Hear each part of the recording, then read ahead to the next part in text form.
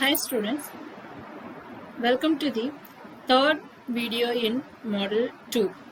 In this video, we are going to see such a new and interesting topic in C++, that is nothing but constructors.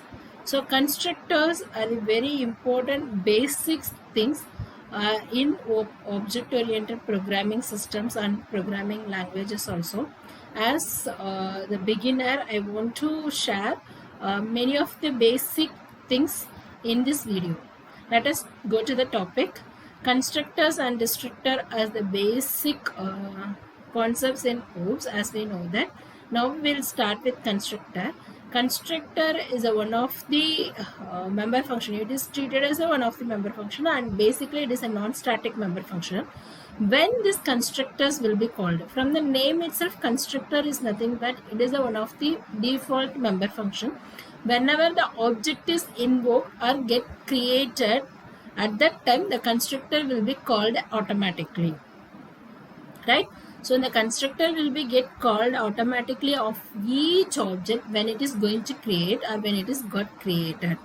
So it appears as one of the member function of each class, whether it will be defined or not defined, no issues. And it has the same name as that of its class name. So if you want to create a one constructor, means you have to create a one constructor with a class name. That is the first and foremost condition. And it may take some of the way different types of constructors are there. That means we can create a constructor in such a way what we have to define. Like that we can create some different types of constructors. So in that way it may or may not take parameters, and it does not return anything, and the basic of the prototype of a constructor will be with class name and parameters list. Like that the prototype is designed, right? Once again I'll repeat you, constructor is nothing but it's one of the member function. It will be get called and automatically when the object is created, right? It has the same name of its class name. It may or may not take the parameters. So these are the basic things. With this point we can see in detail how the constructor is created and how it is working in C++. So let us go to the example here.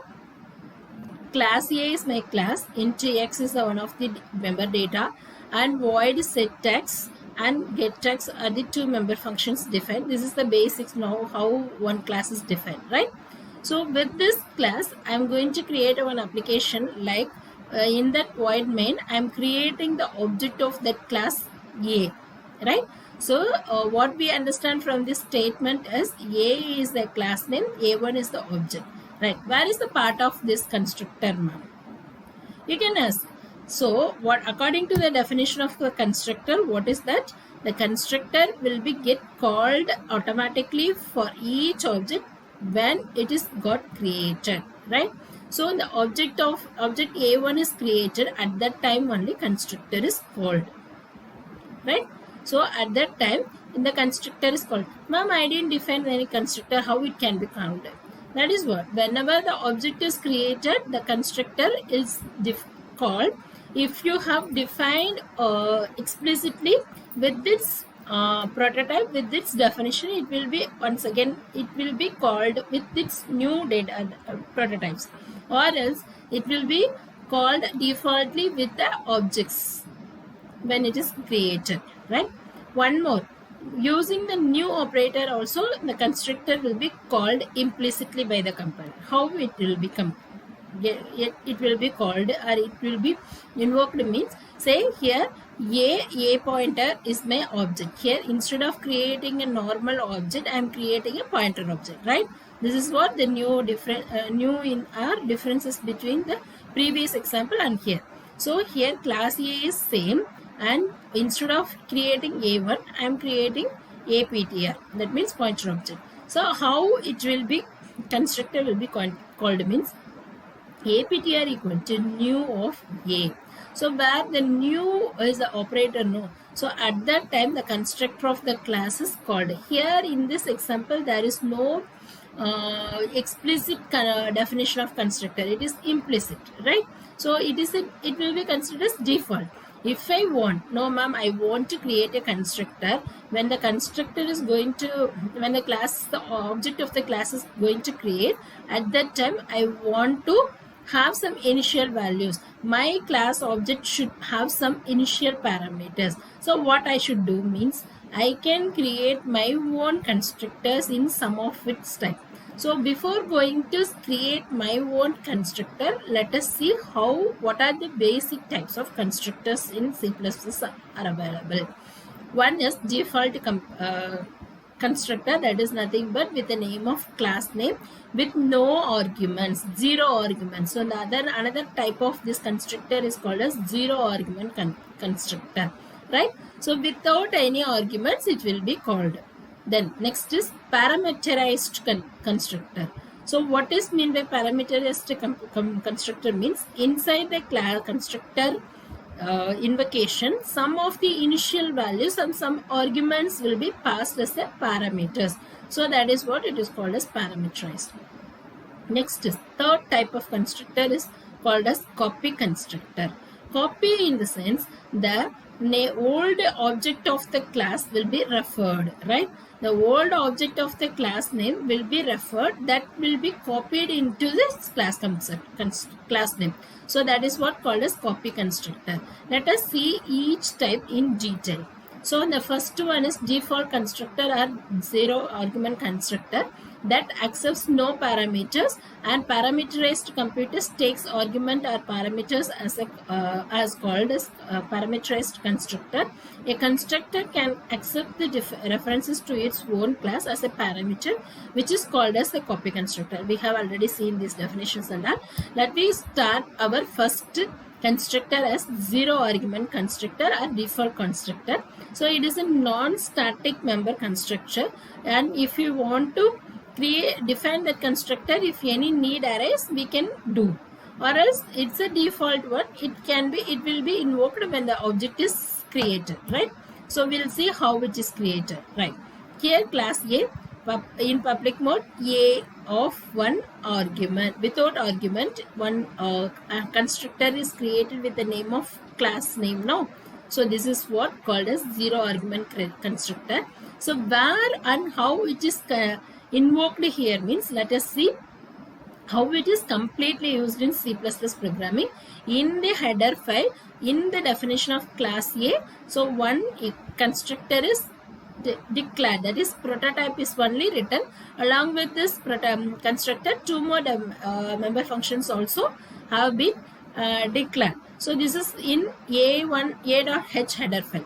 Then in the application programming, so what we are doing, that is that respective header file will be included along with iostream.h. The definition of that constructor is written here. So in my case, I want to display only one simple message like constructor of a class is called, right? This is my ambition, means in using cout function, constructor of a class A is called as defined. Then coming to void main, the A1 is called invoked. That means at the time of object creations only, what will happen? The constructor of the corresponding class will be created. So what happens at the time of in this time, the compiler will go and see the definition of this constructor. So what happens inside the constructor? What is the statement written here? Constructor of a class A is printed in cout. So that is what the first output. Constructor of a class A is called, right? And then after this successful invocation of this constructor, I am going to display that program as end, right? End of program is printed. So very simple example here, just one, it is a simple example of zero argument. A of this constructor is called, with the constructor of a class A is printed as a printing statement inside the definition of the constructor. In the void main, it is invoked. When it is going to invoke, the corresponding definition of the constructor is called, that is nothing but constructor of a class A message is printed as output, as first output, and second is end of program is written. I hope so it is very clear. Then second type of constructor is parameterized constructor. So in this case, it will take some arguments. We know that, right? So the in this kind of constructors, in this type of constructor, what we can do is we can pass some of the initial values as the argument to the constructor when an object is declared. How I can pass and how I can call these constructors with these arguments with. There are two ways of calling the arguments are there. One is by calling the constructor as explicitly. Another one is calling a constructor and implicitly. Let us see in syntax wise how it is called explicitly and implicitly. So first case is explicitly. Integer int1 of integer of 10, 100. Here 10 is the first argument, 100 is the second argument. Right, here 10, 100 is the one of the this integer of this one is a constructor. It is now explicitly assigned to one of the object integer 1. Right, then this is the explicit calling of constructor. Implicitly how I can call means like this. Integer is my class name, int1 is the object name with having the initial values of 10, 100. Fine. That is what happening here. Parameter of a constructor can be of type of any type except of the class to which it belongs. This is what given here. However, the constructor can accept the reference to its own class as parameter. Thus, the statement is written here. The third type is copy constructor. So, what happens here means one constructor will be created initially. Then for that object, one new object will be created. So what happens, that new object will be copying the constructor of old objects, right? So here what happens here, integer i2 of i1, this is what copy constructor. Here i1 is the one of the old object. Now it is assigned to the new object of i2. Likewise also we can call, or another valid way of calling the copy constructor as integer i2 equal to i1. That means it simply assigns the value of i1 to the i2 member by member function. Right? So the process of initializing through a copy constructor is called as copy initialization. I hope so you are clear with this video. I will catch you in the next important topic that is called as destructor in the next video. Thank you so much.